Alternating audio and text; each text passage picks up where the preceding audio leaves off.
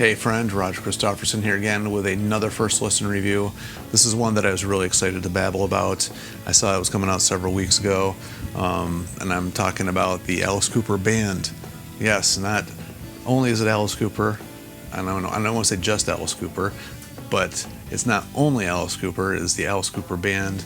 Their reunion album, like 52, 53 years in the making, I guess now, since their last album together. And I was very excited to hear what this was going to sound like, because I really like that early stuff, even though I didn't get into Alice Cooper till later on. And the story I might have told before, it was when I was in college. My brother-in-law to be and I ran into each other kind of like going from class to class in the middle of the day. And he was like, "Hey, what you doing?" I was like, "Well, going to class. I really wish I was going to the concert tonight, because I used to go to a lot of concerts." He's like, "Yeah, me too." He's like, "We should just drive up there and see if we scalp some tickets." And I was like, "I don't know, I'm down. Let's go." So we drove all the way up to Buffalo, about an hour and a half away. Scalped some tickets. Got 8th row, and I believe it was Fraley's Comet, if I'm not mistaken, was opening the show. And man, what a performance. I mean, I'd never seen anything quite like that. I've been to quite a few concerts, but Alice Cooper puts on quite a show. Geez, I can never think. It's a case of the olds. I'm like really bad with names. But Robert's there, and I can't think of his first name now. Kane, playing guitar in the band at the time. You know, it was right around that era. Raise Your Fist and Yell, I think, was the album they were on tour for. And I was like really into, that era there, that style. But it's funny because when I was really young, for some reason, I'd gotten the vinyl of Welcome to My Nightmare. And for some reason, that did not click with me at all. It was just kind of mellow, had some orchestration and stuff on it. I didn't realize until like after I started going back even further how more rock the earlier stuff was. And unfortunately, I didn't get into them until like I was late teens, early 20s, and I started really going back into the catalog. And so when I heard this album was coming out, I was like, oh, cool. Because for me, that early 70s stuff has a very cool, unique style and vibe to it, especially in the drums. And the reason I mentioned that is because even though I'd heard Black Mamba already, I kind of snuck a peek of that one on YouTube. Didn't get the full effect until I put in the CD and started playing it, and that drum sound was there, that 70s style feel and groove, and it was there, and I was very, very, very happy to hear that. And that kind of stays through the whole album. And I think part of the reason that they captured that is because it's got Bob Ezrin producing once again. He did all that earlier stuff. Unfortunately, they're missing one member, who was Glenn Buxton, who died, I believe it was in 97. But they did like a reunion concert after that, and this has kind of been here and there sporadically. They've done a couple things here and there, song release, whatever.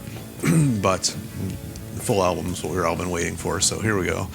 And it's got Robbie Krieger playing lead guitar on this song too, so that was very cool. And most of the co-writes, and they're all over the place, are a mixture of the guys in the band. The only external, and Bob Ezrin, of course, but the only external one they did was they got a cover of Ain't Done Wrong by the Yardbirds on here, which was interesting. I thought that was a pretty good song as well. They all have that sound and feel of the early 70s sound. It sounds like it would have been the next in line, which I was very happy about. And a lot of the songs on here have that early punky feel. It's funny because Wild Ones is pretty cool. That's got the second track, Up All Night's got more of a rock, or almost more modern sounding riff than most of the earlier ones do. But then you get to like stuff like Kill the Flies, which is that creepy stuff we love to hear from Alice. It's just weird. And Blood on the Sun is like the longest album or longest song. That's the one I was saying. It sounds more like a Doors type track than the one that Robbie Krieger actually played on, which was written by Alice and the bass player there, Dennis Dunaway. They wrote that one, it's got like a false ending in the middle of it. So it's got other cool stuff and theatrical things you want to hear from Alice Cooper. Money Scream's very catchy. It's got a kind of a punky Ramones type feel to it, which some of that earlier Alice Cooper band stuff did have. There's some harmonica playing on Intergalactic Vagabond Blues. That comes in later on one of the other songs too, and I'm trying to remember. Oh yeah, that's the Yardbirds one, where they got some harmonica on that one too.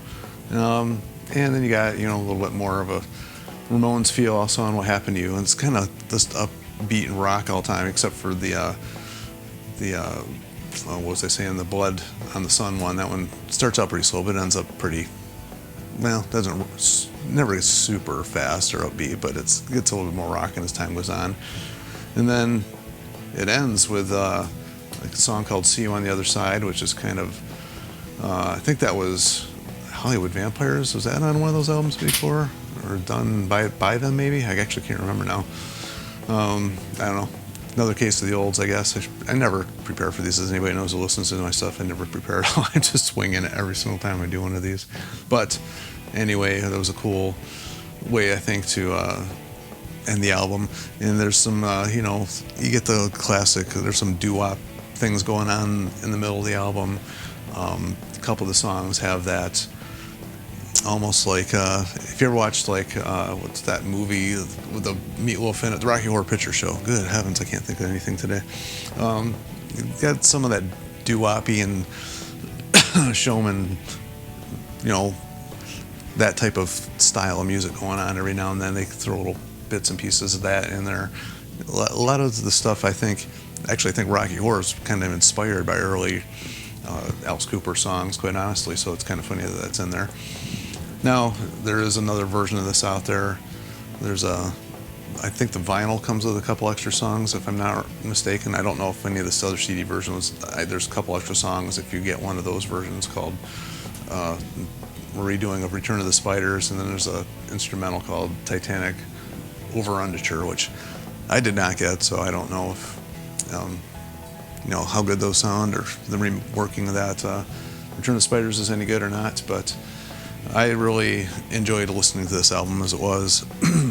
I thought it was, I wasn't really sure what to expect. I was going to say thought it was everything I wanted it to be, which I guess it is, but I didn't really know what to expect. I was hoping it was going to be something that sounded like the Alice Cooper band, and and I say that because a lot of people don't realize that Alice Cooper was originally the band name. Any real Alice Cooper, fan that's been a fan of the band since day one knows this, but Vincent didn't take over the name until after this band had actually broken up. So just hearing the band back together again was actually a pretty cool thing for me. I really enjoyed it. I don't know if they're going to do anything else beyond this or not, but I really enjoyed what they have done. So if anybody else has heard this, or they have any cool Alice Cooper stories to tell, feel free to share them down below. That's what this place is all about, just talking about the music and what we think of it. It's not a place to compare or, whatever, what's better or what isn't good or whatever. I don't even know what I'm trying to say, but it's basically just to talk fun things about the music and what we like about it. And that's kind of like what I try to do with my reviews anyway. What stuff I like, and I don't try to rag on things too much. And there wasn't really anything here to rag on, so really enjoyed it. So like, share, and subscribe to keep this music alive, because if they are going to keep doing music like this, I'm ready and waiting. Be spending my hard-earned money on it. Well, I don't really work that hard for it, but I guess I'll be spending my money on it either way. And until then, we will see you.